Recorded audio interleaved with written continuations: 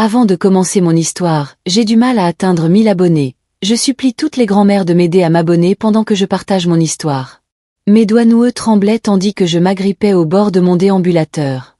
Le vent d'octobre transperçait mon fin cardigan alors que je contemplais le trou rectangulaire dans la terre derrière notre ferme familiale. 6 pieds de profondeur, fraîchement creusé, avec un tannet de terre à côté. Mon fils Franck se tenait au bord opposé, pelle encore en main, la sueur luisant sur son front malgré le froid. Ses yeux, si semblables à ceux de mon défunt mari, ne contenaient rien de la chaleur dont je me souvenais du garçon que j'avais élevé. Le soleil couchant projetait de longues ombres sur la propriété que je possédais depuis 67 ans, la terre que j'avais lutté pour conserver à travers sécheresse, récession et veuvage. « Signe le testament, ou dors dedans, dit Franck, tapotant un document plié contre sa cuisse. J'en ai fini de demander gentiment, maman. J'ai 90 ans, mais je ne me suis jamais sentie aussi ancienne qu'à ce moment-là. Mes mains tremblaient, non de peur, mais de fureur. Tu enterrerais ta propre mère pour cette terre, Franck. Les mots me râpèrent la gorge comme du papier de verre. Derrière lui, mon petit-fils Lévi émergea de l'ombre du vieux chêne. À peine 19 ans, avec la mâchoire forte de son père mais des yeux plus doux. Il semblait horrifié, figé à mi-chemin entre la maison et l'endroit où nous nous tenions. Le pauvre garçon était seulement venu pour le week-end rendre visite à sa grand-mère, pas pour être témoin de cette folie. La maison de retraite coûte une fortune, dit Franck, d'une voix aussi plate que la prairie qui s'étendait au-delà de notre propriété. La ferme vaut des millions pour les promoteurs maintenant. Tu es égoïste de tigrec accroché. Signe-la, laisse-moi tout gérer. On s'occupera de toi. La terre qu'il voulait vendre était dans ma famille depuis 4 générations. Une terre qui avait survécu au Dust Bowl, où mon père m'avait appris à monter à cheval, où j'avais enterré mon mari Jacques sous les peupliers. L'idée de condominium poussant là où notre blé ondulait autrefois me serrait la poitrine d'une douleur qu'aucun médecin ne pourrait diagnostiquer. Franck ouvrit le document, les yeux bleus froids. Ne rends pas cela plus difficile que nécessaire, maman. Ton Parkinson s'aggrave. Tu ne peux plus te débrouiller seule. Mes mains traîtresses tremblèrent plus violemment à la mention de ma condition. Pas la peur, jamais cela. La rage brûlait dans mes veines, plus forte que n'importe quel tremblement. J'ai construit cette ferme avec Jacques quand tu t'étais encore mon sein. J'ai survécu à la sécheresse, aux tornades et à la perte de ton père. Tu crois qu'un trou dans le sol me fait peur? Lévi fit un pas en avant. Papa, c'est insensé. Tu ne peux pas. Reste en dehors de ça, gamin, lança Franck, sans même se retourner pour regarder son fils. Ta grand-mère a besoin de soins. Des soins professionnels. Cela va se produire d'une manière ou d'une autre. Le vent se leva, envoyant des feuilles glisser sur la tombe fraîchement creusée. Ma chemise de nuit flottait sous mon manteau comme un drapeau blanc, mais je ne me rendais pas. Pas à ma propre chair et mon propre sang qui était devenu un étranger sous mes yeux. Je pouvais voir Franck calculer, se demandant s'il était allé trop loin avec cette démonstration grotesque. Puis son visage se durcit. 1 heure, maman. Décide. Le testament ou le trou. Il poussa les papiers vers Lévi. Fais-lui entendre raison, ordonna-t-il, avant de se diriger vers la maison, ses bottes laissant des empreintes profondes dans le sol meuble. Dès que la porte moustiquaire claqua, Lévi se précipita à mes côtés. Grand-mère Ruth, je jure que je ne savais pas. Il m'a dit que nous venions discuter d'options de vie assistée. Pas ça. Son jeune visage était plissé d'inquiétude et de honte. Je tapotai sa main, sentant le pouls fort sous sa peau. Si jeune, si plein de vie. Ton père a toujours été impatient. Même enfant. Il voulait la récolte avant que les semailles ne soient terminées. Que vas-tu faire? Chuchota Lévi, les yeux allant de moi au trou béant. Je regardai vers la ferme où les lumières brillaient maintenant depuis la fenêtre de la cuisine. À l'intérieur, mon fils attendait, pensant qu'il m'avait enfin acculé. Mais il avait oublié quelque chose d'important concernant sa mère. Amène-moi au téléphone dans la grange, dis-je, ma voix plus ferme qu'elle ne l'avait été depuis des années. Il y a un vieil ami que je dois appeler. Les yeux de Lévi s'élargirent. Qui? Je souris, sentant le poids des décennies s'alléger légèrement. Jim Russell. Le shérif du comté. Je me tournai pour regarder la tombe une dernière fois. Ton père vient de s'attirer beaucoup plus d'ennuis qu'il ne le réalise. Le téléphone de la grange semblait lourd dans ma main tandis que je composais les numéros que je connaissais par cœur. Mes doigts tremblaient à cause du Parkinson, mais j'y arrivais. Lévi planait à proximité, son jeune visage creusé d'inquiétude dans la faible lumière filtrant à travers les fenêtres poussiéreuses. L'odeur douce du foin et le hennissement lointain de ma vieille jument Penny m'apportaient un étrange réconfort au milieu de ce cauchemar. Bureau du shérif, c'est Jim. La voix rauque familière me fit monter les larmes aux yeux. Jim Russell et moi nous connaissions depuis l'enfance, jouant dans ces mêmes champs. Il avait été le témoin à mon mariage avec Jacques, m'avait tenu la main aux funérailles. Jim, c'est Ruth.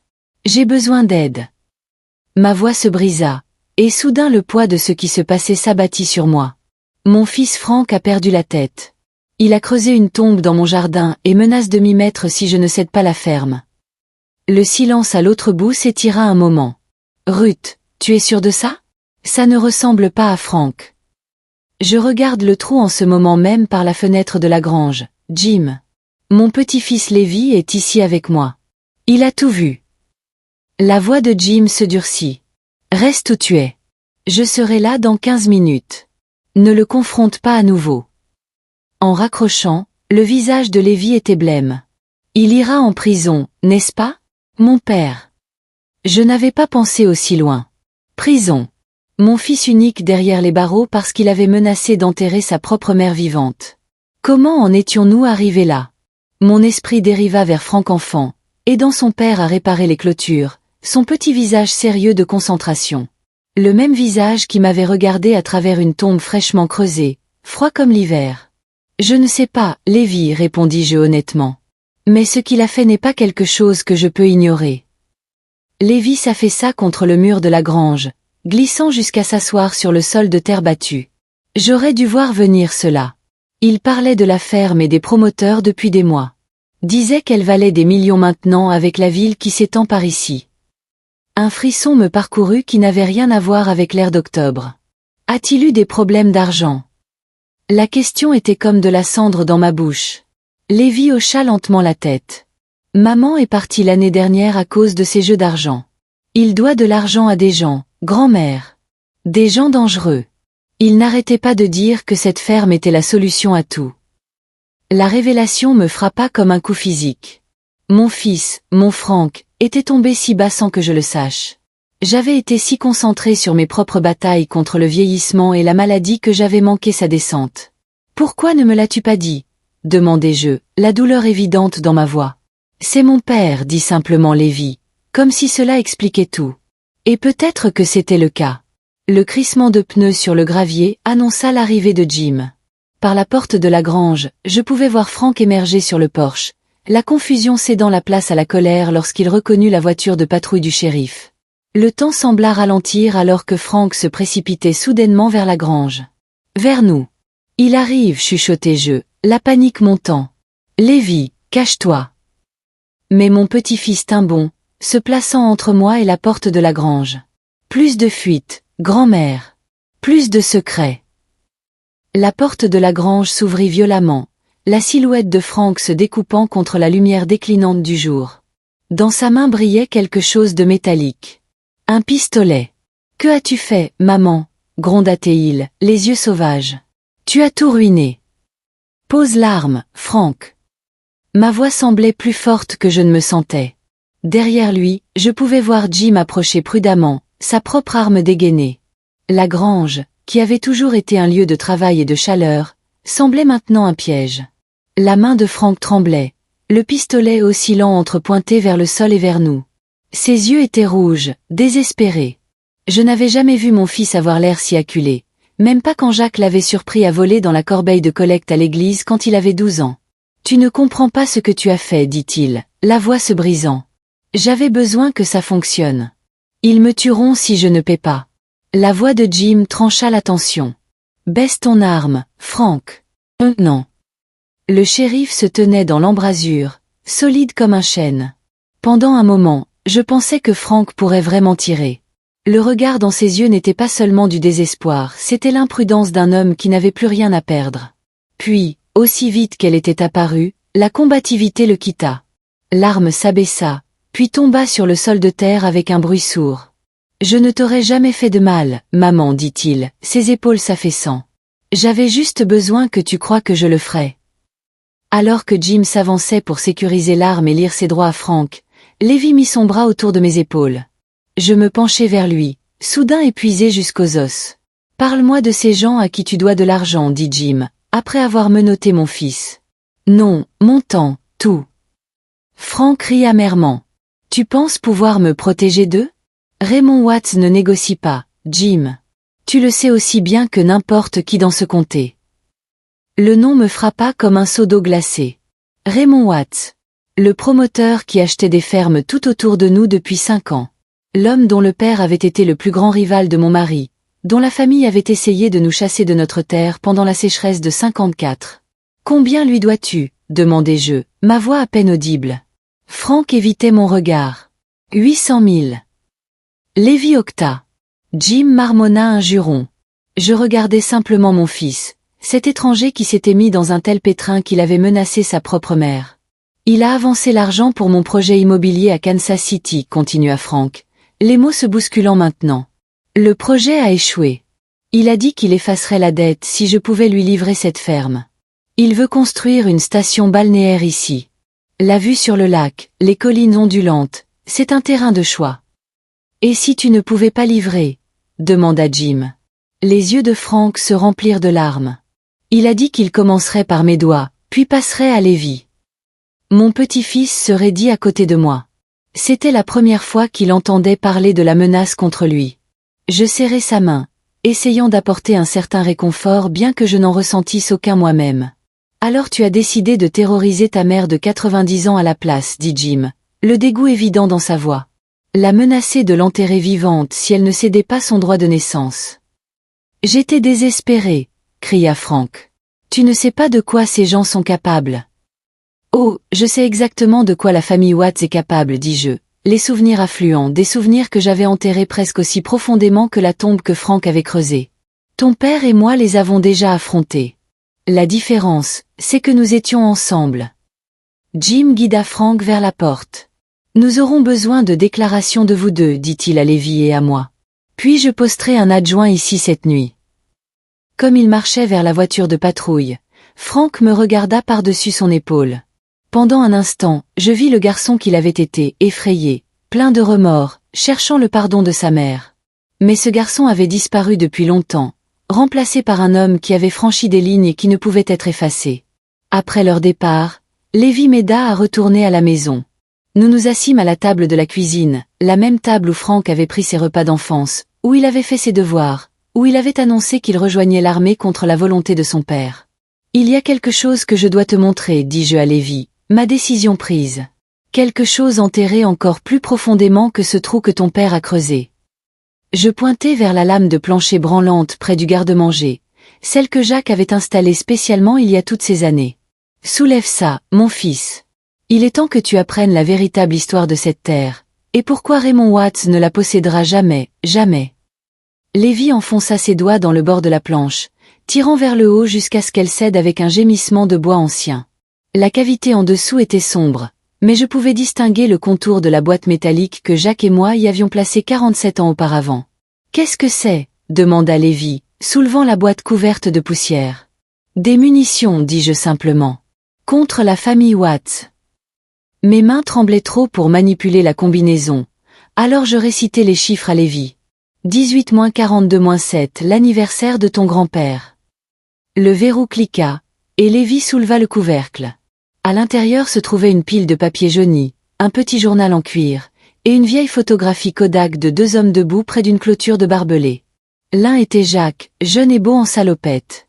L'autre était Hank Watts, le père de Raymond. « Je ne comprends pas, dit Lévi, regardant du contenu à mon visage. Je pris la photographie de mes doigts tremblants. La famille Watts veut cette terre pour ce qui est en dessous, pas ce qui est dessus. Ces documents prouvent que ton arrière-grand-père a légalement acheté les droits miniers au père de Hank Watts pendant la dépression. Des droits que la famille Watts a plus tard prétendu avoir été vendus sous contrainte. » Les yeux de Lévi s'élargirent à mesure que la compréhension se faisait. Du pétrole. Je hochai la tête. Du gaz naturel, en fait. Une poche massive qui s'étend sous la section est de notre propriété. Quand elle a été découverte dans les années 70, la famille Watts a essayé de prétendre que les droits avaient été transférés de manière inappropriée. Nous les avons combattus en justice pendant des années. Mais si vous avez gagné, pourquoi voudrait-il toujours la terre maintenant? Demanda Lévi, étalant les documents sur la table. Parce que l'étude originale était erronée. Je tapotai un plan décoloré. Le gisement de gaz est 3 fois plus grand que quiconque ne l'avait réalisé. Avec les méthodes d'extraction d'aujourd'hui, il vaut des dizaines de millions. Ton père l'a découvert d'une manière ou d'une autre et s'est empêtré avec Raymond, pensant qu'il pourrait faire fortune en me mettant dehors. Lévi semblait frappé. Papa savait cela? Et t'a quand même menacé. La cupidité change les gens, dis-je doucement. La promesse d'argent facile à ruiner de meilleurs hommes que ton père. Nous restâmes assis en silence un moment, le poids des secrets de famille pesant sur nous deux. Dehors, la nuit était complètement tombée, et quelque part au loin, un coyote hurlait. Que faisons-nous maintenant? Demanda finalement Lévi. D'abord, nous faisons des copies de tout, dis-je, mon esprit clair pour la première fois depuis des mois. Puis nous appelons Marsha Conway. La procureure du district. Lévi semblait confus. La procureure du district qui se trouve aussi être ma filleule, corrigeai-je avec un petit sourire. Raymond Watts doit comprendre que menacer ma famille a des conséquences. Alors que Lévi rassemblait les papiers, un petit morceau tomba d'entre 2 documents juridiques.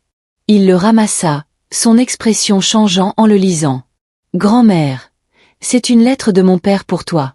Datée du mois dernier. » Mon cœur eut un raté. Que dit-elle? La voix de Lévi était calme tandis qu'il lisait à haute voix. « Mère, j'ai fait de terribles erreurs.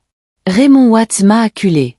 Il connaît les droits sur le gaz, et il utilise mes dettes pour me forcer à obtenir la ferme de toi. Je vais trouver une autre issue. S'il te plaît, pardonne-moi. Ton fils, Frank. » Les larmes brouillèrent ma vision. Il ne l'a jamais envoyé. Ou il l'a fait, et tu ne l'as jamais reçu, dit Lévi, ses yeux se rétrécissant. Qui vérifie ton courrier, grand-mère? La question me frappa comme un coup de tonnerre. Margie Watts, la cousine de Raymond. Elle le livre quand elle apporte mes courses tous les jeudis. Le visage de Lévi se durcit. Ils ont intercepté ton courrier. T'isolant. Probablement en espérant que tu tomberais assez malade pour que papa soit nommé ton tuteur sans que tout cela ne vienne à la lumière. L'ampleur totale du complot contre moi commença à prendre forme, et avec elle, une colère brûlante qui écarta ma fatigue. Il n'avait pas compté sur ma ténacité à rester en bonne santé. Il n'avait pas compté sur la visite de Lévi ce week-end. Et il n'avait certainement pas compté sur la décision désespérée, terrible de Frank de creuser cette tombe, l'acte même qui avait tout exposé. « Prends ton téléphone, dis-je à Lévi. Prends des photos de chaque document. Puis appelle Jim et dis-lui que nous devons voir Frank ce soir. Pas demain. Ce soir. » Lévi acquiesça, tendant déjà la main vers son téléphone portable. « Que vas-tu faire ?» Je regardai par la fenêtre de la cuisine vers le trou dans mon jardin, maintenant juste une ombre plus sombre dans la nuit. « Je vais m'habiller. Si nous allons faire la guerre à la famille Watts, je ne le ferai pas en chemise de nuit. » La prison du comté sentait le désinfectant et le désespoir. J'étais assise en face de Frank, le plexiglas rayé entre nous, manifestation physique du fossé qu'il avait créé. Lévi se tenait derrière moi, un soutien silencieux alors que je faisais face à mon fils pour la première fois depuis son arrestation. Frank avait l'air terrible. L'arrogance l'avait quitté, laissant derrière elle des joues creuses et des yeux hantés. Sa combinaison orange pendait lâchement sur sa silhouette, comme s'il avait déjà commencé à s'éloigner de l'homme qu'il avait été. « Tu as trouvé la boîte, dit-il, regardant le dossier que Lévi avait placé sur le comptoir devant moi. Tu étais au courant depuis le début, répondis-je. Pas une question mais une accusation. Frank hocha la tête, incapable de soutenir mon regard. Papa me l'a montré quand j'avais 17 ans. M'a fait jurer de n'en parler à personne à moins que quelque chose ne vous arrive à tous les deux. Alors quand as-tu décidé de trahir cette promesse? Ma voix restait calme, bien qu'à l'intérieur je hurlais. C'était mon enfant, mon fils unique, le garçon qui m'avait autrefois apporté des fleurs sauvages de la prairie et dormait avec son bras autour de moi après la mort de Jacques. Je n'ai jamais voulu que ça aille si loin, dit Frank, sa voix se brisant. Je me suis enfoncé dans les dettes de jeu. Raymond l'a découvert d'une manière ou d'une autre, a offert d'effacer l'ardoise si je l'aidais à obtenir la ferme. A dit qu'il ferait de moi un partenaire dans le développement. Et la tombe? Demandai-je, l'image encore fraîche dans mon esprit. C'était son idée aussi. Franck secoua la tête, la honte envahissant ses traits. C'était entièrement moi. J'étais désespéré. La date limite était aujourd'hui. Il a dit que si je ne livrais pas, il s'en prendrait à Lévi ensuite. Il leva les yeux vers son fils, des larmes coulant sur son visage. Je ne pouvais pas laisser cela se produire. Alors tu as décidé de terroriser ta mère à la place, dit froidement Lévi. Je ne lui aurais pas fait de mal, insista Franck. J'avais juste besoin qu'elle ait assez peur pour signer. Je poussai le dossier à travers la petite ouverture dans le plexiglas. Ce sont des copies de tout ce qui est dans la boîte, plus la lettre que tu m'as écrite qui a été interceptée. Marsha Conway nous rencontre après avec les originaux. Elle pense que nous avons assez pour inculper Raymond de complot, d'extorsion et de fraude postale. Les yeux de Franck s'élargirent. Tu ne peux pas t'en prendre à Raymond. Tu ne comprends pas de quoi il est capable. Je comprends parfaitement, dis-je, l'acier entrant dans ma voix. La famille Watts essaie de voler la nôtre depuis 3 générations. Ton père leur a tenu tête. Ton grand-père leur a tenu tête. Je ne serai pas la première Lawson à m'incliner. Il te tuera, chuchota Franck. Alors c'est un risque que je devrais prendre, répondis-je. Mais j'ai besoin de tout savoir, Franck. Chaque conversation, chaque menace, chaque plan. Pendant l'heure suivante, Franck parla. Il nous raconta l'opération de Raymond, pas seulement le développement foncier, mais les tripots, les prêts usuraires, le réseau de corruption qui s'étendait jusqu'au bureau de l'évaluateur du comté et même au conseil des eaux. Il nomma des noms, des dates, des lieux. À chaque révélation, Lévi prenait des notes soigneuses, son visage devenant plus sombre. Il y a encore une chose, dit finalement Franck, sa voix si basse que je dus me pencher pour l'entendre. Raymond a un homme à l'intérieur du département du shérif. L'adjoint Langlais. C'est lui qui a dit à Raymond quand j'ai été arrêté. La nouvelle me frappa comme un coup physique. Ken Langlais avait été le bras droit de Jim depuis plus d'1 décennie.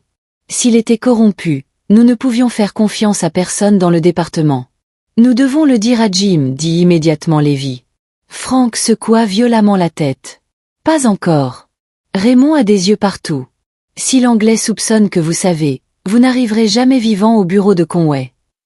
J'étudiai le visage de mon fils, cherchant toute trace de manipulation ou de tromperie.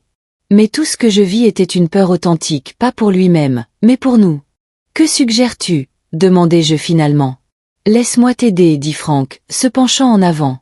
Laisse-moi réparer ça. Comment ? Exigea Lévi. Tu es en prison. Un étrange sourire traversa le visage de Franck. C'est exactement là que Raymond s'attendra à ce que je reste. Mais et si ce n'était pas le cas? Je sentis un frisson me parcourir. Que suggères-tu? L'audience de libération sous caution est demain matin, dit Franck. Payez ma caution. Laissez Raymond penser que je travaille toujours sur un angle pour obtenir la ferme. Je peux m'approcher de lui, enregistrer ce qu'il dit. Absolument pas, protesta Lévi. C'est trop dangereux. Mais j'y réfléchissais déjà. Franck avait fait une terrible erreur. Mais il était toujours mon fils. Et parfois, la seule façon de combattre le feu était avec le feu. Une chance, dis-je finalement. Une chance de réparer cela. Mais si tu nous trahis à nouveau. Franck hocha solennellement la tête. Je ne le ferai pas, mère. Je le jure sur la tombe de papa. En quittant la prison, l'air nocturne semblait plus lourd d'une certaine manière, chargé du poids des décisions prises et des chemins choisis. Lévi m'aida à monter dans son camion, l'inquiétude gravée sur son jeune visage. « Tu es sûr de ça, grand-mère ? Lui faire confiance après ce qu'il a fait ?» Je regardais la prison, où mon fils était assis dans une cellule qu'il s'était construite lui-même par de mauvais choix et du désespoir. « Non, admis-je. Mais il est toujours mon fils. Et tout le monde mérite une dernière chance de rédemption. » Ce que je ne dis pas, c'était ce qui m'inquiétait le plus. Si l'un d'entre nous vivrait assez longtemps pour voir cette rédemption se réaliser. Le matin de l'audience de libération sous caution de Franck se leva frais et lumineux. Une journée d'automne parfaite qui démentait les ténèbres qui s'amassaient autour de nous. Je portais ma bonne robe bleu marine, celle que Jacques avait toujours aimée, avec les perles de ma mère. Si j'allais affronter le mal, je le ferais en paraissant au mieux. Lévi me conduisit au tribunal, tous deux silencieux sous le poids de ce que nous étions sur le point de faire. Nous avions passé la nuit chez Marsha Conway, à l'abri des regards indiscrets et des adjoints corrompus. La procureure du district avait été horrifiée par les révélations de Frank et les preuves que nous avions fournies, mais prudente quant à notre plan. Raymond Watts a la moitié du comté dans sa poche, avait-elle averti. Il ne s'agit pas seulement de le prendre sur le fait, il s'agit de démanteler toute son opération. Un faux pas, et vous pourriez tous finir dans cette tombe que Frank a creusée. Les marches du tribunal semblaient plus raides que dans mes souvenirs. Lévi tenait mon bras alors que nous montions, mes jambes protestant à chaque pas. À l'intérieur, l'audience fut brève.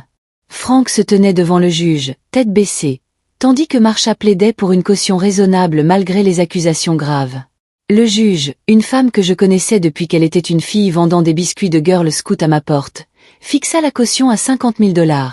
Élevé, mais pas impossible. Tu es sûr de ça? Demanda Marsha tandis que nous signions les papiers. Une fois qu'il est dehors, nous ne pouvons pas contrôler ce qu'il fait. Je connais mon fils, dis-je, espérant que c'était toujours vrai. Il veut réparer cela. Quand Frank émergea de la détention, il semblait différent d'une certaine manière, plus déterminé, l'ombre de l'homme dont je me souvenais. Il m'étreignit étroitement, chuchotant merci à mon oreille. Puis il se tourna vers Lévi, main tendue. Après un moment d'hésitation, mon petit-fils la serra. « Quel est le plan ?» demanda Frank alors que nous marchions vers le camion de Lévi. « Nous rentrons à la maison, dis-je simplement. Nous agissons normalement. Raymond te contactera quand il apprendra que tu es sorti.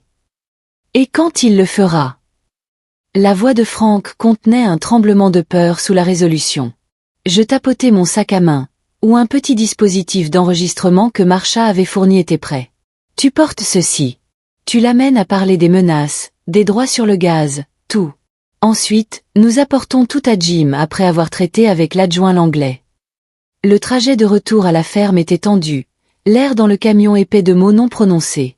Alors que nous tournions sur la longue allée de gravier, je remarquai un SUV noir garé près de la grange. « C'est la voiture de Raymond, dit Frank, ses articulations blanchissant tandis qu'il serrait la poignée de porte.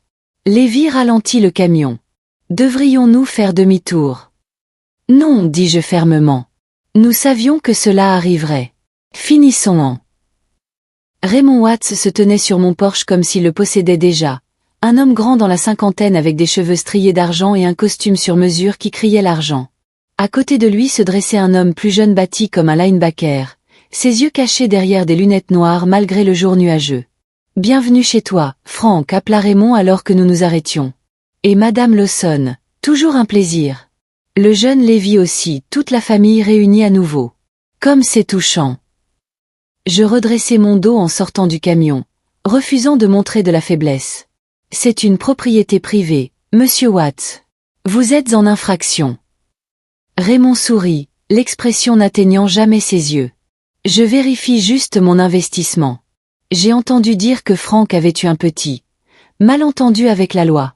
Je pensais voir si je pouvais aider. »« Vous en avez assez fait, dit Frank, s'avançant. Le changement en lui était remarquable, épaules carrées, voix ferme. « Nous devons parler, Raymond.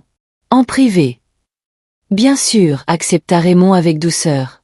Ta mère et ton fils peuvent attendre à l'intérieur pendant que nous avons une conversation d'homme à homme. »« Nous n'allons nulle part, déclara fermement Lévi. Le sourire de Raymond se tendit. « J'insiste. » Le grand homme à côté de lui bougea subtilement, sa veste s'ouvrant juste assez pour révéler l'arme enholstée à son côté. La menace était claire. « C'est bon, dis-je à Lévi, mes yeux ne quittant jamais le visage de Raymond. Frank sait ce qu'il fait. » Alors que Lévi m'aidait à contre-cœur à monter les marches du Porsche, j'appuyai sur le bouton du dispositif d'enregistrement dans mon sac à main, l'activant. Raymond et Frank se dirigèrent vers la grange, tête penchée en conversation. À l'intérieur de la maison, Lévi faisait les 100 pas comme un animal en cage. « Je n'aime pas ça. Nous devrions pouvoir entendre ce qu'ils disent. »« Nous le pourrons, l'assurai-je, sortant mon téléphone.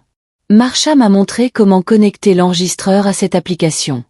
Nous pouvons écouter en temps réel. » J'appuyai sur l'icône et la voix de Frank remplit la cuisine, légèrement métallique mais claire. « Ça ne se passe pas comme tu l'avais promis, Raymond.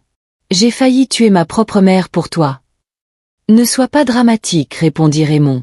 Une petite tactique d'intimidation est à peine une tentative de meurtre.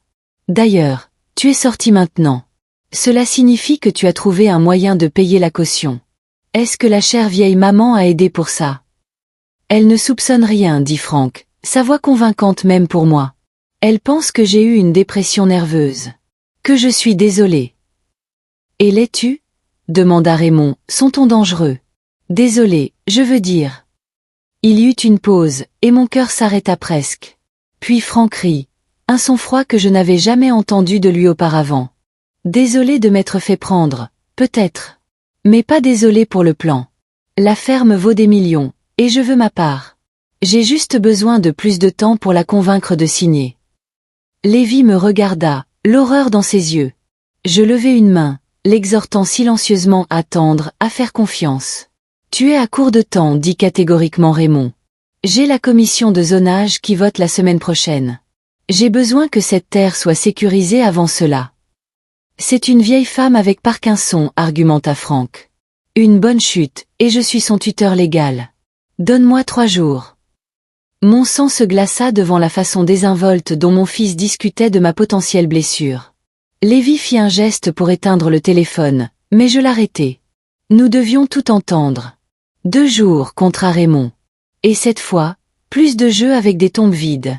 Si elle ne signe pas volontairement, assure-toi qu'elle fasse cette chute. J'ai un juge qui accélérera les formalités de tutelle. Marché conclu, accepta Franck. L'enregistrement continua alors qu'il discutait de la logistique, qui falsifierait ma signature si nécessaire, quel médecin certifierait mon incapacité, comment le profit serait partagé. À chaque mot, la profondeur du complot contre moi devenait plus claire. Finalement, Raymond dit, encore une chose. Ce petit-fils à toi est un problème. Trop loyal à la vieille dame. Il voudrait peut-être renvoyer à l'université plus tôt. Laisse Lévi à moi, répondit Franck. Il me fait confiance. C'est son erreur. La conversation se termina, et nous entendîmes des pas approcher de la maison. Lévi ferma rapidement l'application et glissa le téléphone dans mon sac à main juste au moment où la porte s'ouvrait. Franck entra seul, son visage un masque soigné. Raymond est parti, annonça-t-il. Il dit qu'il reviendra demain pour vérifier nos progrès. J'étudiai mon fils, le voyant clairement pour la première fois depuis des années. As-tu obtenu ce dont nous avions besoin? Un lent sourire s'étendit sur le visage de Franck alors qu'il sortait un second dispositif d'enregistrement de sa poche. Tout. Chaque menace, chaque plan, chaque nom. Lévi regarda entre nous, confus. Attends, tu jouais la comédie? Toute cette conversation était un acte. Bien sûr que c'était le cas, dis-je, la fierté se mêlant à une douleur persistante. Ton père a peut-être fait de terribles choix, mais il ne me ferait jamais vraiment de mal. N'est-ce pas, Franck? Les yeux de Franck se remplirent de larmes alors qu'il secouait la tête. Plus jamais, mère. Plus jamais. Alors que nous nous blottissions tous les trois autour de la table de cuisine, faisant des plans pour livrer l'enregistrement à Marcha, je ressentis un étrange sentiment de paix. La tombe dans mon jardin restait non remplie, mais l'abîme dans ma famille commençait à se refermer.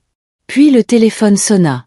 Franck répondit au téléphone de la cuisine, son visage s'assombrissant tandis qu'il écoutait. « Quand ?» demanda-t-il, puis « Nous serons là tout de suite. » Il raccrocha, se tournant vers nous avec des yeux sombres.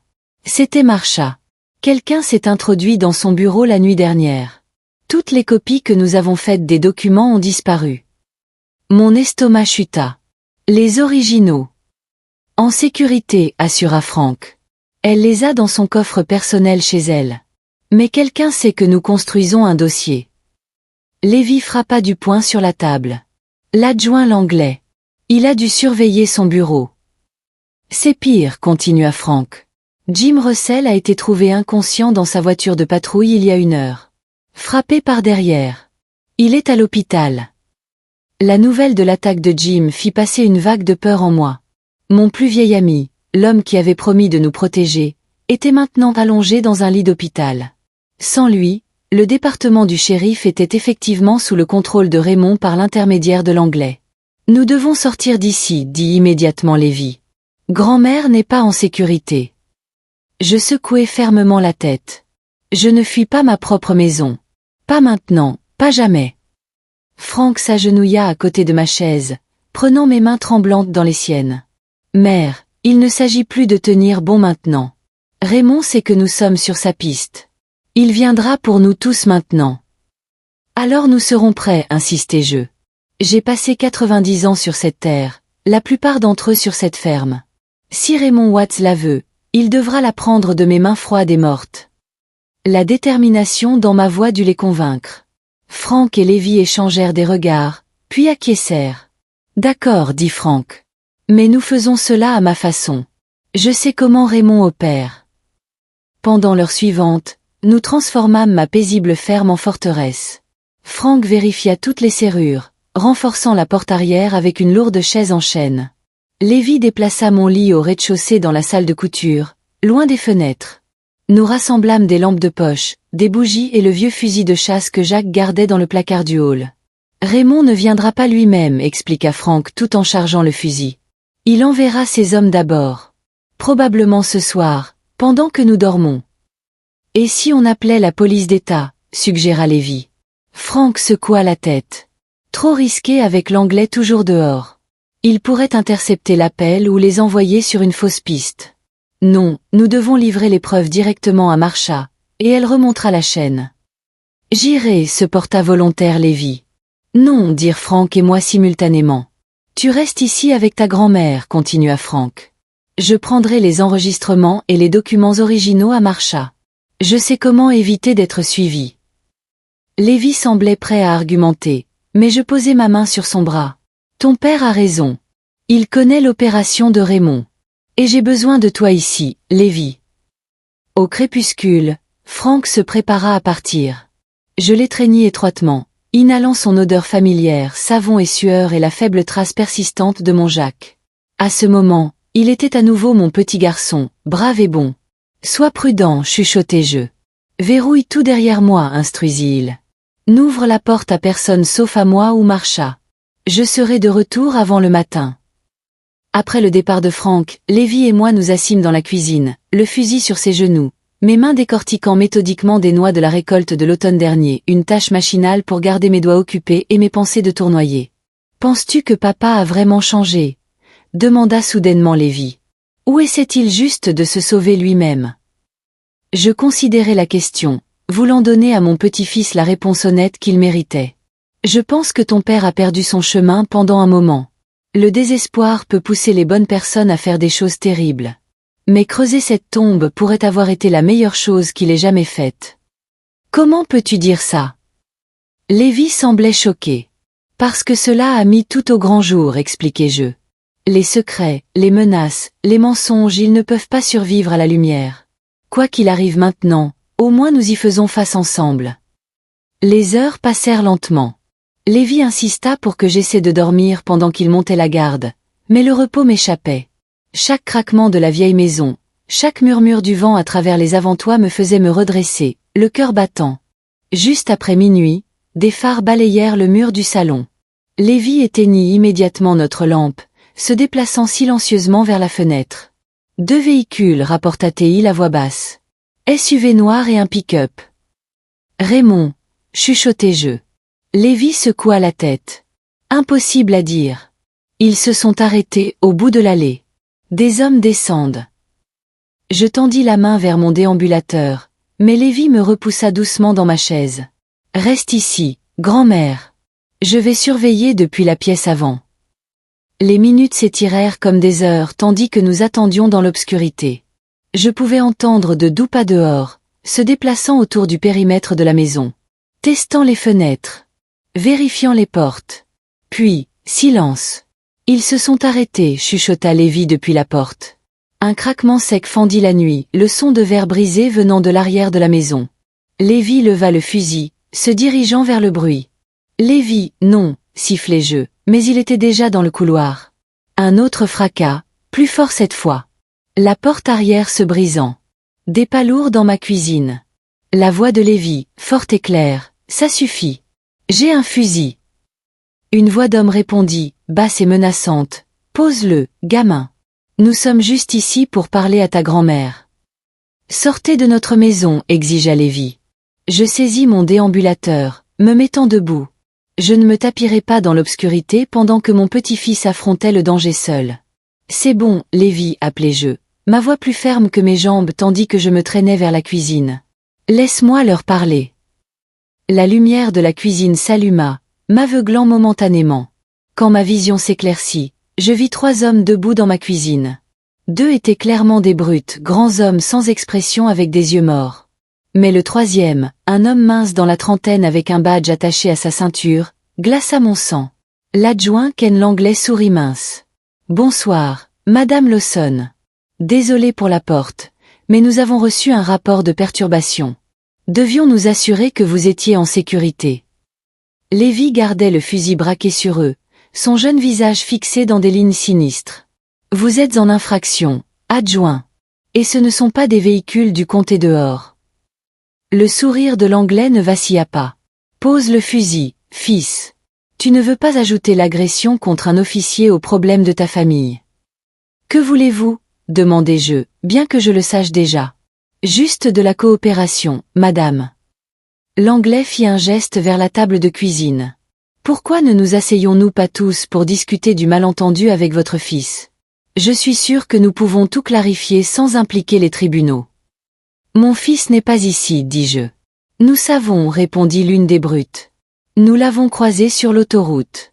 Il semblait être assez pressé. La peur m'étreignit. Avait-il blessé Frank? Le suivait-il maintenant? Asseyez-vous, Madame Lawson, dit l'Anglais. Tout prétexte de politesse disparu. Monsieur Watts est très intéressé à résoudre cette situation ce soir. D'une manière ou d'une autre. Lévy se rapprocha de moi, le fusil ne vacillant jamais. Vous n'emmènerez ma grand-mère nulle part. L'Anglais soupira dramatiquement. Gamin, nous sommes 3 et vous êtes 2. Et un seul d'entre nous est légalement autorisé à décharger une arme à feu. Réfléchis soigneusement à ton prochain mouvement. Je posai ma main sur le bras de Lévy, sentant la tension dans ses muscles. C'est bon, lui dis-je. Je vais leur parler. Grand-mère, non. Fais-moi confiance, dis-je fermement, le regardant dans les yeux. Lentement, je tendis la main vers le fusil. Laisse-moi la voir, Lévy. La confusion traversa son visage, mais il me remit à contre-cœur l'arme. Je la pris dans mes mains noueuses, sentant le poids familier. Jacques m'avait appris à tirer quand nous nous étions mariés, insistant sur le fait qu'une femme de fermier devait savoir se protéger. Bon choix, madame, dit l'Anglais, tendant la main vers le fusil. Mais au lieu de le lui remettre, je reculai, levant le canon. J'avais beau avoir 90 ans, avec des mains qui tremblaient du Parkinson, mais à cette distance, je ne pouvais pas manquer. Sortez de ma maison, dis-je, ma voix comme de l'acier. Maintenant. Les 3 hommes se figèrent, ne s'attendant clairement pas à de la résistance d'une femme de 90 ans aux mains tremblantes. L'Anglais se reprit en premier, son visage se tordant en un rictus laid. Vous ne voulez pas faire ça, vieille femme. Ce fusil est aussi susceptible de vous casser l'épaule que de toucher l'un d'entre nous. Peut-être, admis-je, le canon stable malgré ma maladie. Mais à cette distance, j'emporterai quand même au moins l'un d'entre vous avec moi. Envie de tirer à la courte paille. Lévy s'était remis de sa surprise et se tenait maintenant à côté de moi, épaules carrées. Vous avez entendu ma grand-mère. Sortez. L'Anglais échangea des regards avec ses compagnons, calculant des probabilités que je ne pouvais pas lire. Finalement, il leva les mains en fausse reddition. D'accord, Madame Lawson. Nous partirons. Mais ce n'est pas terminé. Raymond veut cette propriété, et ce que Raymond veut, il l'obtient. Pas cette fois, dis-je fermement. Dites à votre patron que la famille Lawson n'est pas à vendre. Pas maintenant, pas jamais. Les 3 hommes reculèrent vers la porte brisée, les yeux de l'Anglais ne quittant jamais le fusil. Vous avez fait une erreur ce soir, avertit-il. Une grosse erreur. La seule erreur était de laisser une corruption comme vous porter un badge, répondis-je. Maintenant partez, avant que je ne décide que mon sol a besoin d'être redécoré. Une fois qu'il se fut retiré, Lévy s'empressa de sécuriser la porte cassée du mieux qu'il pouvait, traînant le réfrigérateur devant. J'abaissai le fusil, mes bras soudain lourds comme du plomb, l'adrénaline se dissipant pour me laisser épuiser.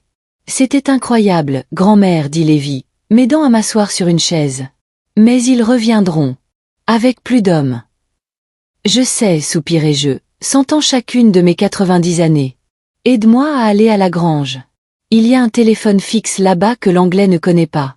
L'air nocturne était vif alors que nous traversions la cour, les étoiles brillantes dans le ciel clair. À l'intérieur de la grange, Je dirigeais Lévi vers une vieille sellerie où Jacques avait installé un téléphone il y a des décennies. Il fonctionnait toujours, je m'en étais assuré, payant la facture fidèlement alors même que tout le monde passait au téléphone portable. Je composais le numéro de Marcha de mémoire, priant pour qu'elle réponde. À la 3e sonnerie, elle décrocha, la voix épaisse de sommeil. « C'est Ruth, dis-je sans préambule. L'Anglais vient de s'introduire dans ma maison avec 2 des hommes de Raymond.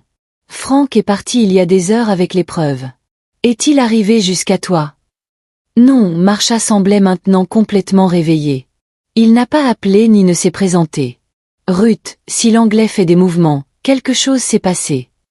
La peur étreignit mon cœur. Ils ont dit qu'ils l'avaient croisé sur l'autoroute. J'appelle la police d'État tout de suite, décida Marcha. Restez où vous êtes. Ne confrontez pas l'Anglais à nouveau s'il revient. Après avoir raccroché, Lévi et moi nous blottîmes dans la sellerie, le fusil sur mes genoux, écoutant chaque son. Les minutes s'étirèrent en 1 heure, puis 2. Mes paupières devenaient lourdes malgré ma peur, des décennies de matins précoces à la ferme rendant impossible de rester éveillé alors que la nuit s'approfondissait.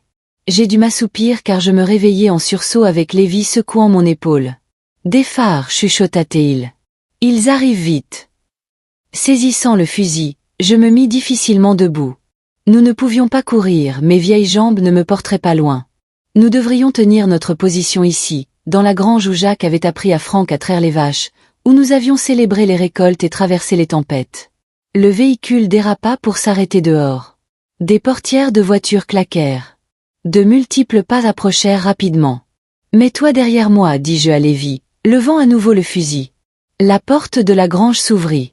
Un faisceau de lampes de poche balaya l'intérieur, nous aveuglant momentanément. Je plissai les yeux contre la lumière, le doigt se resserrant sur la gâchette. « Mère ? Lévi ?» appela la voix de Franck. Le soulagement m'inonda si puissamment que je faillis m'effondrer. « Nous sommes ici, appelai-je en retour. Dans la sellerie. » Franck apparut dans l'embrasure, son visage strié de saleté et de ce qui ressemblait à du sang. Derrière lui se tenaient Marcha Conway et 2 policiers d'État en uniforme.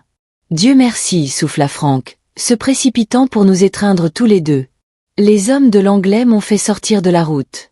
J'aurais été ici plus tôt, mais j'ai dû marcher jusqu'à une station-service pour appeler Marcha. « Es-tu blessé ?»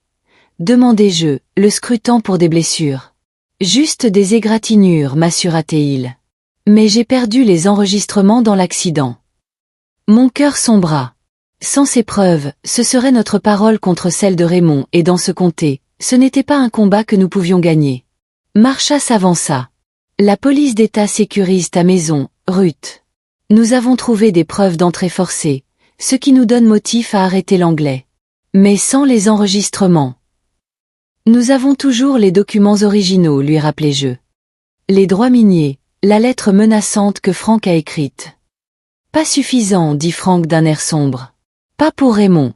Nous avons besoin de lui sur bande admettant l'extorsion. Un lourd silence tomba sur la sellerie alors que nous faisions tous face à la vérité. Nous étions revenus à notre point de départ, mais maintenant avec Raymond et ses hommes pleinement conscients de nos intentions. Puis Lévi prit la parole, son jeune visage soudain animé. Attendez. Le téléphone de grand-mère, celui dans son sac à main. Nous écoutions la conversation de papa et Raymond à travers l'application. Cela n'aurait-il pas été sauvegardé automatiquement? L'espoir s'enflamma alors que Franck et Marcha se tournaient tous 2 vers moi. Mon sac à main, dis-je. Il est toujours dans la maison. L'un des policiers d'État se porta volontaire pour le récupérer, revenant minutes plus tard avec mon vieux sac en cuir. Avec des doigts tremblants, j'en sortis mon téléphone et le tendis à Lévi. Montre-leur, l'exhortai-je. Lévi navigua à travers les applications, trouvant le programme d'enregistrement que Marcha avait installé. C'est là, confirma-t-il, les yeux s'élargissant. Toute la conversation avec Raymond. Elle s'est téléchargée automatiquement dans le cloud. Marcha prit le téléphone, écoutant attentivement, son masque professionnel glissant pour révéler un sourire féroce. C'est ça, confirma-t-elle. Raymond vous menaçant explicitement, discutant de corruption de fonctionnaires, mentionnant même le juge corrompu. Combiné avec les documents et l'effraction de l'Anglais ce soir, nous avons assez pour de multiples accusations criminelles. Pour la première fois depuis des jours, je sentis le nœud dans ma poitrine commencer à se desserrer. Alors c'est fini. Pas tout à fait, mit en garde Marcha. Raymond a encore de l'influence. Nous devons agir vite avant qu'il ne puisse couvrir ses traces. Alors que les policiers d'État coordonnaient avec leur quartier général, Frank prit Lévi et moi à part. Dans la faible lumière de la grange, son visage semblait plus vieux, marqué par le regret et la détermination. « Je suis tellement désolé, dit-il, sa voix se brisant. Pour tout. La tombe, les menaces. Je me noyais, et je me suis convaincu que te blesser était la seule issue. Tu as fait un choix terrible, reconnus-je, incapable d'édulcorer la vérité. Mais quand ça comptait le plus, tu as choisi correctement. C'est tout ce que chacun de nous peut faire. » Lévi posa une main sur l'épaule de son père, le premier contact volontaire entre eux depuis que tout cela avait commencé. « Nous avons encore beaucoup à résoudre, dit-il prudemment. Mais nous le ferons ensemble. » Dehors, d'autres véhicules arrivèrent, des voitures de patrouille de la police d'État, leur lumière peignant la ferme de flashs rouges et bleus. La nuit qui avait commencé avec des menaces et de la peur se terminait avec la promesse de justice. À l'aube sur les champs orientaux, je me tenais sur mon porche, regardant les officiers emmener l'adjoint l'anglais menotté. Marcha venait de recevoir l'information que Raymond Watts avait été arrêté à son domicile, pris en train d'essayer de détruire des documents. La tombe que Frank avait creusée béait toujours dans mon jardin, un sombre rappel d'accent grave quel point nous avions été proches de tout perdre. Mais alors que le soleil matinal touchait ses bords, je pris une décision. « Nous y planterons un pommier, dis-je à Frank et Lévi alors qu'ils me rejoignaient sur le porche. Quelque chose de doux venant de quelque chose d'amer. » Frank acquiesça, les larmes aux yeux. « Je la remplirai aujourd'hui. » Alors que la police terminait son travail et partait, nous laissant commencer le processus de guérison, je regardais la terre qui avait soutenu ma famille pendant des générations. Les champs où j'avais couru enfant, où j'avais élevé mon fils, où mon petit-fils avait trouvé ses racines. Certaines choses valaient la peine qu'on se batte pour elles, qu'on meure pour elles. Cette terre en faisait partie. Et malgré tout, les menaces, la trahison, la tombe creusée par les mains de mon propre fils, je ne changerais rien. Parce que parfois, il fallait affronter les ténèbres pour vraiment apprécier l'aube. 2 semaines passèrent dans un tourbillon de dépositions, de réunions juridiques et de réparations à ma porte brisée. Raymond Watts et l'adjoint l'anglais restaient en détention, la liberté sous caution refusée en raison de la gravité des accusations et de l'argument passionné de Marcha qu'il présentait un risque de fuite. L'enquête s'était étendue au-delà de notre cas, découvrant un réseau de corruption qui s'étendait à travers le comté comme des racines invasives. Frank et Lévi avaient rempli la tombe, travaillant ensemble sous le soleil d'automne, leur conversation rare mais civile. Le monticule de terre fraîche restait visible depuis la fenêtre de ma cuisine, une cicatrice qui prendrait du temps à guérir, tout comme notre famille. Aujourd'hui, j'étais assise à ma table de cuisine examinant les documents que Marcha avait apportés. La liste des accusations contre Raymond se lisait comme un manuel juridique. Extorsion, complot, tentative d'enlèvement, corruption de fonctionnaires, fraude postale, et plus. Son empire s'effondrait, d'anciens associés se précipitant pour coopérer en échange de clémence. C'est un dossier solide, m'assura Marcha, rassemblant les documents dans sa mallette. Raymond ira en prison pour très longtemps. Et Frank ? Demandai-je, la question qui pesait sur mon cœur. L'expression de Marcha s'adoucit. Le bureau du procureur recommande la probation, le service communautaire et la restitution. Pas de prison, compte tenu de sa coopération et des circonstances. Le soulagement me submergea. Mon fils avait fait de terribles erreurs, mais il avait aussi aidé à démanteler l'une des opérations les plus corrompues de l'histoire du comté. Cela devait compter pour quelque chose. « Merci, dis-je, tendant la main à travers la table pour serrer la sienne. Pour tout. » Après le départ de Marcha, je me dirigeai lentement vers le porche, m'installant dans ma chaise à bascule pour regarder la lumière de l'après-midi jouer sur les champs. La récolte arrivait. Des voisins s'étaient portés volontaires pour aider avec nos cultures quand la nouvelle de ce qui s'était passé s'était répandue dans la communauté. Tout le monde n'avait pas été dans la poche de Raymond après tout. Le camion de Frank entra dans l'allée, la poussière tourbillonnant derrière lui. Il séjournait en ville depuis sa libération, me donnant de l'espace tout en travaillant avec Marcha sur l'affaire. Lévi était retourné à l'université la semaine dernière, nous extorquant des promesses à tous les deux d'appeler quotidiennement. « Mère » salua Frank, montant les marches du porche avec un petit arbre en pot dans ses mains. « J'ai apporté quelque chose. » Je l'ai immédiatement reconnu, un jeune pommier Honeycrisp, la même variété que Jacques et moi avions planté quand nous avions acheté la ferme. « C'est parfait, dis-je doucement. Frank posa soigneusement le pot. J'ai pensé que nous pourrions le planter demain. Ensemble. J'acquiesçai, incapable de parler au-delà de la boule dans ma gorge. Mon fils se tint maladroitement un moment, puis fit un geste vers la maison. Puis-je entrer? Il y a quelque chose dont nous devons discuter. Dans la cuisine, Frank déclina le café, trop agité pour s'asseoir. Il fit les 100 pas, me rappelant Jacques chaque fois qu'il avait des nouvelles difficiles à partager. Finalement, il s'arrêta, me faisant face directement. Les avocats de Raymond ont proposé une offre de plaidoyer, commença-t-il. Il plaidera coupable à des accusations réduites si nous abandonnons notre poursuite civile. J'avais déposé la poursuite sur les conseils de Marcia, réclamant des dommages-intérêts pour le traumatisme et la destruction de propriété. Que pense Marcia? Elle dit que c'est notre décision, répondit Frank. L'affaire criminelle se poursuivra quoi qu'il arrive. Il s'agit de savoir si nous voulons traîner cela devant les tribunaux civils pendant des années. Je considérais cela, pensant au tribut que les dernières semaines avaient prélevé sur nous tous. Plus de comparution au tribunal, plus de stress, plus de regards en arrière au lieu d'avancer. Laisse tomber, décidai-je. Nous avons la ferme. Nous avons les uns les autres. C'est suffisant. Frank acquiesça, le soulagement évident dans sa posture. Il y a autre chose. On m'a offert un emploi. Enseigner l'agriculture au collège communautaire. Enseigner. Je ne pouvais cacher ma surprise. Frank avait toujours été agité, sautant d'une entreprise à l'autre, cherchant le gros coup qui le validerait. Ce n'est pas glamour, reconnut-il avec un sourire autodépréciatif. Mais c'est un travail honnête. Et peut-être que je peux aider certains jeunes à éviter les erreurs que j'ai faites. La fierté s'épanouit dans ma poitrine, prudente mais réelle. Ton père approuverait. Il y a un appartement de faculté sur le campus, continua Frank. Mais je pensais, si c'est d'accord avec toi, je pourrais rester ici à la place. Aider avec la ferme. Être à proximité si tu as besoin de quoi que ce soit. L'offre planait entre nous, chargée d'histoire et de douleur, mais aussi de possibilités. J'étudiais le visage de mon fils, voyant des lignes de remords gravées à côté de l'espoir. La chambre ouest a besoin d'être repeinte, dis-je finalement. Et le toit de la grange ne se réparera pas tout seul. Le sourire de Frank était comme un lever de soleil après la nuit la plus longue. Je commencerai demain. Après que nous ayons planté l'arbre. Ce soir-là, nous nous assîmes sur le porche regardant la tombée de la nuit, le rituel familier de l'obscurité s'installant sur la terre.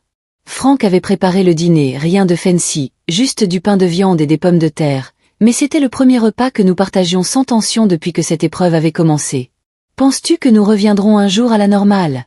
demanda Frank, sa voix calme dans le crépuscule grandissant. Je considérais sa question, me balançant doucement dans ma chaise. « Non, répondis-je honnêtement. La normalité est partie.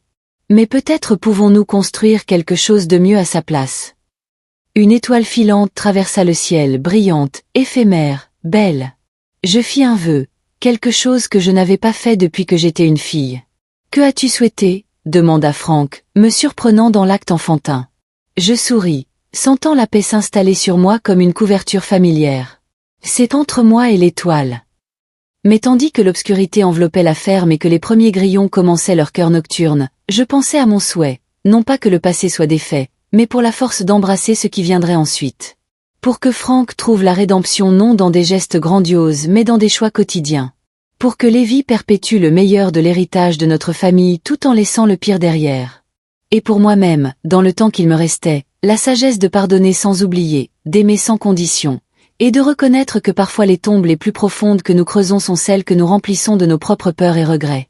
Demain nous planterions un pommier là où une tombe avait été. Des graines d'avenir dans un sol autrefois destiné à une fin. Il y avait de la poésie là-dedans, et de l'espoir, le genre qui pousse lentement, s'enracine profondément, et avec des soins appropriés, porte les fruits les plus doux. 1 an plus tard, je célébrais mon 91e anniversaire sous le petit pommier qui se dressait maintenant là où Frank avait autrefois creusé ma tombe. Bien que toujours un jeune arbre, il avait survécu à son premier hiver et fait pousser des feuilles qui dansaient dans la brise estivale. Nous avions installé une table de pique-nique à proximité, couverte d'une nappe à carreaux et chargée de nourriture apportée par les voisins et amis. Jim Russell était assis à côté de moi, remis de son attaque bien que maintenant retraité du département du shérif. Marsha Conway avait pris une pause dans sa campagne pour procureur général de l'État pour assister. Lévi était rentré de l'université pour l'été, travaillant aux côtés de son père à la ferme, leur relation guérissant avec chaque saison qui passait. Raymond Watts avait finalement accepté un accord de plaidoyer qui le maintiendrait en prison pendant au moins 15 ans. Son empire criminel avait été démantelé, ses biens saisis, son influence dans le comté effacée comme des empreintes après la pluie. Parfois je me réveillais encore la nuit, me souvenant de la vue de cette tombe fraîchement creusée, mais ces moments venaient moins fréquemment maintenant. Discours, appela quelqu'un alors que Lévi apportait le gâteau d'anniversaire, chocolat avec glaçage au beurre, mon préféré. Je les écartai d'un geste, gêné par l'attention, mais les appels persistèrent jusqu'à ce que Frank se lève, me tirant doucement sur mes pieds. Juste quelques mots, mère, m'encouragea-t-il. Ils ne nous laisseront pas manger de gâteau jusqu'à ce que tu le fasses. Regardant autour de moi les visages rassemblés, certains que je connaissais toute ma vie, d'autres plus récents dans notre cercle mais non moins chers, je ressentis une profonde gratitude qui transcendait les épreuves que nous avions endurées. Je ne m'attendais jamais à voir 91 ans, commençai-je, ma voix portant à travers la cour malgré son âge. Surtout pas après les événements récents. Cela suscita des rires entendus de la foule. Mais debout ici aujourd'hui, je me rappelle que la vie ne se mesure pas en années mais en moments, en choix faits, en ponts construits, et parfois, en tombes non remplies. Je posai ma main sur le bras de Frank, sentant la force solide qui avait autrefois été tournée contre moi mais qui maintenant se tenait comme mon soutien. Mon défunt mari Jacques disait que l'agriculture t'enseigne tout ce qui est important sur la vie. Que parfois tu dois endurer l'hiver le plus dur pour apprécier le printemps. Que ce qui ressemble à une fin peut en fait être un commencement. Mes yeux trouvèrent le petit pommier, ses branches délicates tendues vers le ciel. Il y a un an, mon fils a creusé une tombe à cet endroit même et m'a dit de céder ma terre ou d'y dormir pour toujours. Un silence tomba sur l'assemblée. Bien que l'histoire fût connue dans tout le comté, j'en parlais rarement de façon si directe. C'était le pire moment de ma vie, continuai-je. Mais debout ici maintenant, je peux dire que c'était aussi une bénédiction. Cela a mis les secrets en lumière. Cela a révélé une corruption qui avait besoin d'être nettoyée. Et plus important encore, cela nous a montré à tous qu'il n'est jamais trop tard pour combler les trous que nous avons creusés et planter quelque chose de nouveau. Les yeux de Frank brillaient de larmes non versées alors que je me tournais pour lui faire face directement. Mon fils a fait une terrible erreur. Mais il a aussi trouvé le courage de la réparer. Et j'ai trouvé la force de pardonner, non pas parce que ce qui s'est passé n'a pas d'importance, mais parce que ce qui se passe ensuite importe davantage. Je levai mon verre de limonade, main stable malgré mon Parkinson. Alors voici aux tombes non remplies, aux arbres qui poussent là où l'obscurité se tenait autrefois, et à la compréhension que parfois le plus grand cadeau que nous puissions nous offrir les uns aux autres est la chance de recommencer. Le toast fut accueilli par des applaudissements et quelques larmes discrètes. Alors que tout le monde se déplaçait pour prendre du gâteau, Frank s'attarda à côté de moi, son expression solennelle. « Je ne mérite pas ton pardon, dit-il doucement. Pas après ce que j'ai fait. Probablement pas, admis-je, n'étant jamais pour les platitudes vides. Mais le pardon ne concerne pas le mérite, Frank. Il s'agit de choisir de porter la lumière au lieu des ténèbres. Et à 91 ans, j'ai porté assez de poids dans ma vie. Plus tard, alors que le crépuscule s'installait sur la ferme et que les invités commençaient à partir, je me retrouvai seul près du pommier. Son ombre s'étirait longtemps sur le sol où, un an auparavant, j'avais regardé dans une tombe ouverte. Je touchai l'une des branches minces, émerveillé par la façon dont quelque chose de si fragile pouvait être si déterminé à croître. Des pas approchèrent, Lévi, m'apportant un châle contre le froid du soir. Grand-mère Ruth, tout le monde te cherche. Papa est sur le point de ramener les derniers invités. Je disais juste bonne nuit à notre arbre, expliquai-je, acceptant le châle avec gratitude. Lévi étudia le jeune arbre, les mains dans les poches. Papa m'a dit qu'il me céderait la ferme quand tu seras parti, dit-il brusquement. Il dit qu'il ne se fait pas confiance avec. Et comment te sens-tu à ce sujet? Demandai-je, curieuse des plans de mon petit-fils. Il étudiait les sciences environnementales, parlant d'agriculture durable et de techniques modernes qui auraient déconcerté Jacques. Honoré, dit simplement Lévi. Effrayé aussi. C'est une grande responsabilité. J'acquiesçai, comprenant complètement. C'est comme ça que je me sentais quand mon père me l'a transmise. Comme si on me remettait à la fois un cadeau et un fardeau. Cela en valait-il la peine? Demanda Lévi. Toute la lutte, les années difficiles, Même, ce qui s'est passé avec papa. Je regardais les champs baignés dans la dernière lumière du jour. Des champs qui avaient nourri 4 générations de ma famille, qui avaient été témoins de naissance et de mort, de triomphe et de trahison. Des champs qui continueraient longtemps après mon départ, portant l'empreinte de tous ceux qui les avaient entretenus. Oui, dis-je finalement. Chaque moment. Même la tombe. Le bras de Lévi entoura mes épaules, fort et doux. Rentrons, grand-mère. Il fait froid. Tandis que nous marchions vers la ferme, les lumières brillant chaleureusement dans l'obscurité grandissante, je pensais au cercle de nos vies, comment les fins deviennent des commencements, comment les pires moments mènent parfois au renouveau, comment l'amour persiste même lorsqu'il est mis à l'épreuve par la plus profonde trahison. Mon fils avait creusé une tombe et menacé de m'y mettre. Maintenant, il enseignait aux autres comment nourrir des choses qui grandissent.